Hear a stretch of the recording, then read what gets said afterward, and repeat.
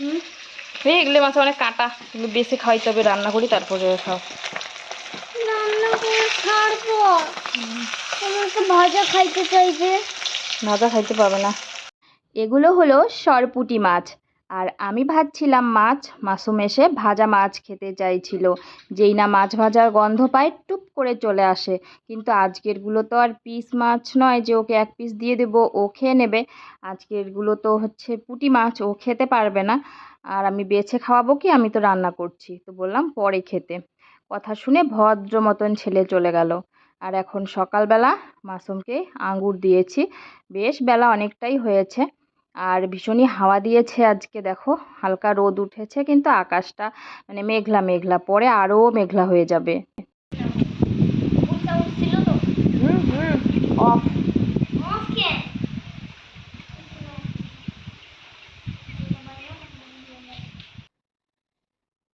আসসালামু আলাইকুম everyone. Good morning বলা যাবে না, এখন 12টা পার হয়ে গেছে, আর এতক্ষণে আমি ভিডিও শুরু করছি। আসলে একটু শুয়েছিলাম, শরীরটা একটু উইক লাগছিল আজকে, কেন জানি না। তো শুয়েছিলাম আর কি, এইমাত্র উঠলাম। এখন উঠে সব কাজ পড়ে আছে, সব কাজ। সকালে একটু ব্রেকফাস্ট বানিয়ে দিয়েছিলাম মাসুমকে আর ওর বাবাকে, ওটাই খেয়েছে। আর রাতের যে ভাত ছিল ওটা পান্তা করে রেখে দিয়েছিলাম। ওদেরকে আজকে শুটকি মাছের ভর্তা বানিয়ে পান্তা করে ওদেরকে খেতে দিয়ে আমি এই যে শুয়েছি। এখনো মনে হয় ওই খাওয়ার বাসনপত্র ওখানে পড়ে আছে। তো ভাবছি উঠি উঠি, এখন আবার রান্না করতে হবে। উঠি উঠি করতে করতে মানে উঠতেই পারছিলাম না। মাথাটা প্রচণ্ড পরিমাণে ব্যথা করছিল, আর শরীরটা খুব দুর্বল লাগছিল, মনে হচ্ছিল উঠলেই পড়ে যাবো এরকম। আর বাইরে এমন একটা বিদঘুটে হাওয়া দিয়েছে দেখলেই, ওই দেখো এখনো হাওয়া চলে যাচ্ছে। তো এখন উঠে আগে ভাত বসাবো, তারপরে বাসন কোসন ধুবো, তারপর ওই তোমার শাক তুলে আনবো। তো চলো 12টা পার হয়ে গেল, আমি এখন কাজে লাগি, আর শুয়ে থাকলে হবে না। চলো উঠে পড়ি। এই দেখো কি হাওয়া দিচ্ছে, পর্দা কিভাবে উঠছে, এই দেখো। হাওয়াটা আবার ঘরে ঢুকলে ঘরটা একটুখানি ঠান্ডা হয়। উঠে পড়লাম আমি, উঠে এখন বিছানাটাকে গোছাচ্ছি।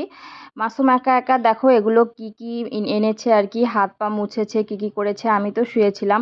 তো ওই বাড়িতে গিয়ে সাইকেল চালিয়েছে, চালিয়ে এখন বাড়ি আসলো, এসে বলছে যে ও ঘেমে গেছে, ও গোসল করবে।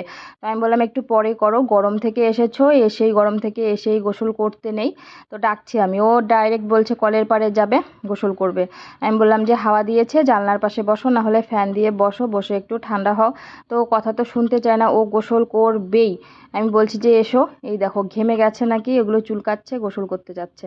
তো এখন ওকে একটু ঠান্ডা হতে বললাম, ঠান্ডা হয়ে তারপরে গোসল করতে বললাম। তো সেটা কথাও শুনে নিল। মানে কথা শুনতে ওস্তাদ, বোঝালেই বুঝে যায়। তো এখন আবার বলছে যে আবার সাইকেল চালাবে। তো আমি বললাম না, আবার সাইকেল চালিও না, গরম হয়েছে প্রচুর।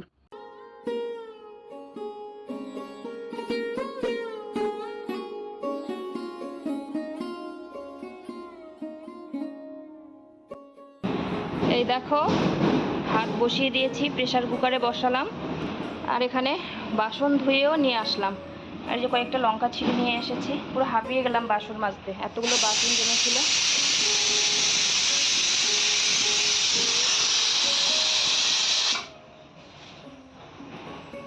আর একটা সিটি দিয়ে ভাতটা বন্ধ করে শাক তুলতে চলে যাব। মাঝে মাঝে না আমার এরকম হয় প্রবলেম, প্রেশার ফল করে নাকি বুঝতে পারি না, উইক হয়ে যায় খুব, আবার মাঝে মাঝে খুব এনার্জি পাই, স্ট্রং হয়ে যায়। তো চলো শাক তুলে নিয়ে আসি। কি শাক যে তুলবো, লাউ শাক তুলবো না কুমড়ো শাক তুলবো? কুমড়ো শাক তো কালকেই খাওয়া হলো, আজকে বরং পাট শাক তুলব। এই দেখো ঝিঙেটা সেদিনকে দেখিয়েছিলাম ছোট্ট, এই দেখো বড় হয়ে গেছে, দেখা যাচ্ছে? এই দেখো এই একটা ছোট্ট ধরেছে, অনেকগুলোই ধরেছে। শশারও ফুল আসছে, এই যে শশা গাছ, এই দেখো শশা গাছের ফুল হলুদ হলুদ, ঝিঙের ফুল আর শশার ফুলটা প্রায় একই রকমের, এটা একটু ছোট, ওটা একটু বড়। শশাও হয়ে যাবে কয়েকদিনের মধ্যে।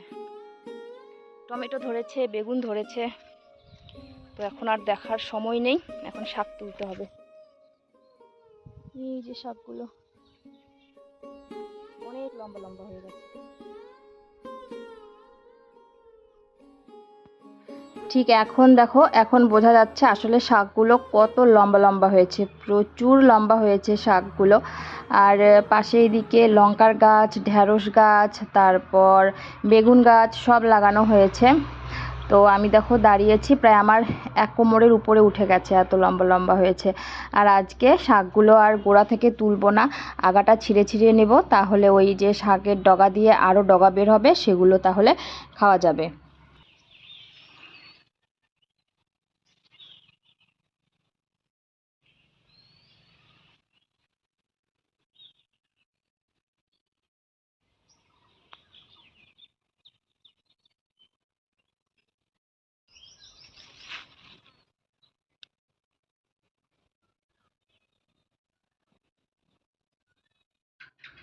কি সুন্দর লাগছে না বলো, শাকগুলোকে দেখতে কিন্তু খুব সুন্দর লাগছে। কয়েকদিন আগে এরকম সবুজ সবুজ ছিল না।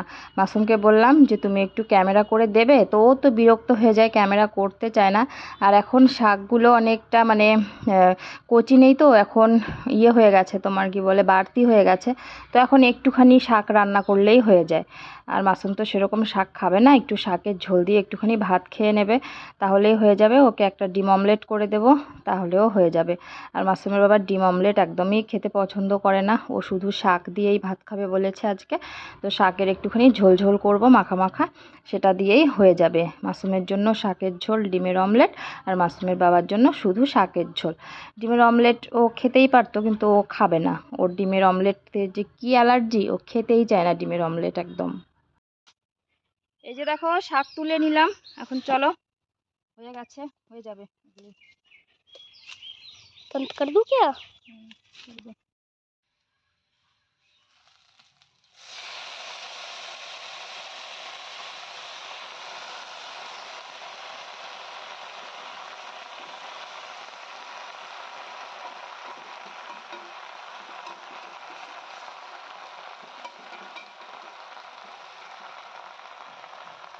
জমি থেকে টাটকা শাক এনে রান্না করলে কিন্তু খুব তাড়াতাড়ি রান্না হয়ে যায়, সেদ্ধও হয়ে যায় তাড়াতাড়ি, আর স্বাদও হয় কিন্তু অন্যরকম। মানে কেনা শাকের একটা আলাদা স্বাদ, আর ডাইরেক্ট জমি থেকে তুলে এনেই ধুয়ে কড়াইয়ে রান্না করলে কিন্তু আলাদা একটা স্বাদ হয়ে যায়। তো তারপর ওরা খাওয়া দাওয়া করলো, আর খাওয়া দাওয়া করার পর আজকেও একটা পার্সেল চলে এসেছে। তো এই যে পার্সেল এসেছে, আর আসার পরে আমি খুলে দেখেও নিয়েছি, দেখে টেখে এখানে রেখে দিলাম। এখন মাসুমের বাবাকে দেখাতে হবে ওর পছন্দ হয় কি না। এটা মাসুমের বাবার পার্সেল। পার্সেল আসাও শেষ, খোলাও শেষ।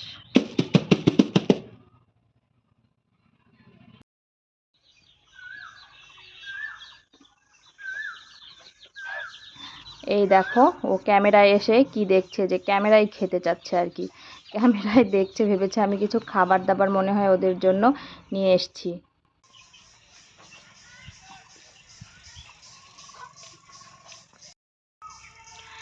তো বন্ধুরা পার্সেল এলো, পার্সেলের জন্য অনেকক্ষণ ধরে ওয়েট করছিলাম। ওই ফোন করলো যে এখনই আসবো বলে, অনেকক্ষণ পরে আসলো। তো পার্সেলটা নিলাম, নিয়ে গোসল করলাম, করে একটুখানি শুয়েছি। এর মধ্যেই ছাগল টাগল সব চিৎকার চেঁচামেচি শুরু করে দিয়েছে। তো এসে ওদেরকে একটুখানি চাল দিয়ে দিলাম খেতে, দিয়ে আমি এখানে বসে আছি। তো চেয়ারের মধ্যে বসে আছি, ওই দূরে, ওই যে, না না এইদিকে না, এইদিকে কতগুলা ছেলে মনে হয় ওই ক্রিকেট খেলছে, দাঁড়িয়ে বান্দা ঠান্ডা পুরা চেঁচামেচি করতেছে।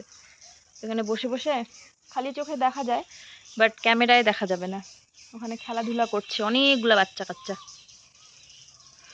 বসে বসে দেখছি।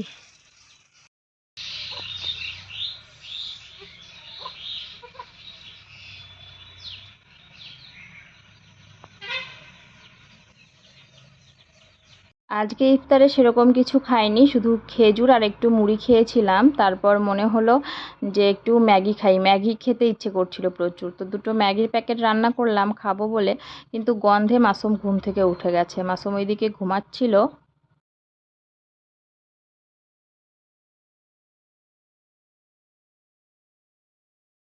ওই যে মাসুম ঘুমাচ্ছে মশারির তলায়, ওকে মশারি টাঙিয়ে দিয়েছি, কিন্তু মাসুম ম্যাগির গন্ধে টের পেয়ে গেছে, ভেবেছে ওর জন্য ম্যাগি করেছি। তো আমি বললাম যে দাঁড়া বাবা, আমি এক বাইট খেয়ে তোকে দিচ্ছি।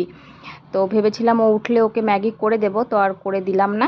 এটাই আমি একটুখানি খেয়ে ওকে দিয়ে দিলাম।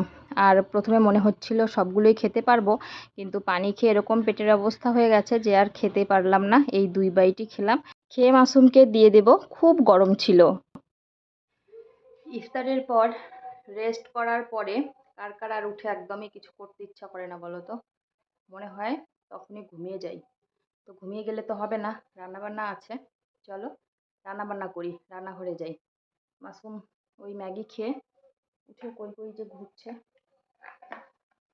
একটু পানি খাই।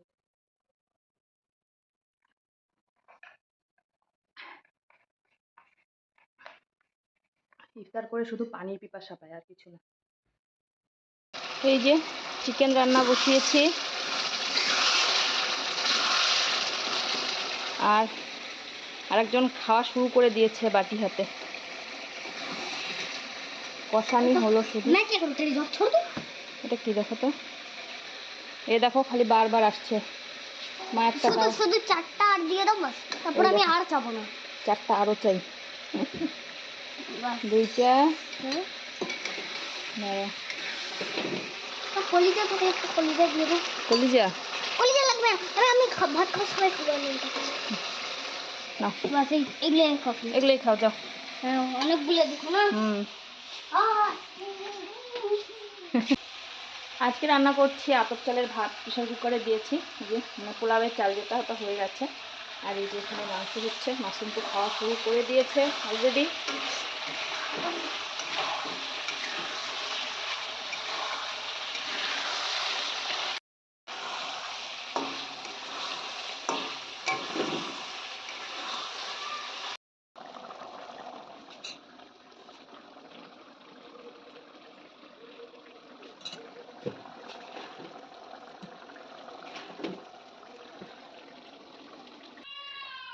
বন্ধুরা এইমাত্র গোসল করে আসলাম।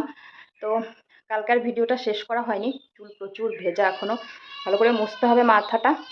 তো কালকে ভিডিওটা বললামই, আর শেষ করতে পারিনি। খাওয়া দাওয়া করে শুয়েছি, তো ওইদিকে ঘুমিয়ে পড়েছিলাম। তো আজকে হচ্ছে এখন এই 3টের মতন বাজে, এখন আমি গোসল করলাম, করে ভাবলাম তোমাদের সঙ্গে কথা বলে ভিডিওটা শেষ করে, আজকে যেহেতু ভিডিও বানালাম না, তো এডিটিংটা সেরে ফেলবো। তো সেই জন্যই তোমাদের সামনে আসা আর কি আজকে। তো ছাগলগুলো চেঁচাচ্ছে কেন বলো তো আজকে? ওই এতদিন তো বাইরে যেতে দেওয়া হতো, এখন ওই পাতা গজিয়ে গেছে, তো এখন ওই আটকে রেখেছি, হুট করে আটকে রেখেছি। তো তো সেই জন্যই ওরা চেঁচামেচি শুরু করে দিয়েছে, বাইরে যেতে চায়। তো আমাদের ভেতরে যত ঘাস আছে, বাইরে কিন্তু সেরকম ঘাস নেই। তারপরে ওরা বাইরে যাবে, একটু হাঁটাহাঁটি ঘোরাঘুরি করবে, এটাই ওদের মানে সান্ত্বনা আর কি। সেই জন্যই একদম চিল্লিয়ে চিল্লিয়ে পুরো মাথা টাথা খেয়ে নিচ্ছে। যখন আমি ওই বাইরে বসে থাকি তখন চিল্লায় না, আমাকে দেখে চুপচাপ থাকে। যেই আমি গেটটা বন্ধ করে ভেতরে আসি অমনি চিল্লানি শুরু করে দেয়। তো আমি আর কতক্ষণ বাইরে বসে থাকি, আমারও তো বাড়িতে কাজ আছে। তো মাসুমের বাবা আজকে ওই ডাক্তার দেখাতে গিয়েছে, আর মাসুমকে ওইদিকে ও নানু বাড়ি নামিয়ে দিয়ে ও ওই ডাক্তার দেখাতে গেল। এর আগের দিন গিয়েছিল, ওই দিন অন্য ডাক্তার দেখিয়েছে, হাড়ের ডাক্তার দেখিয়েছিল।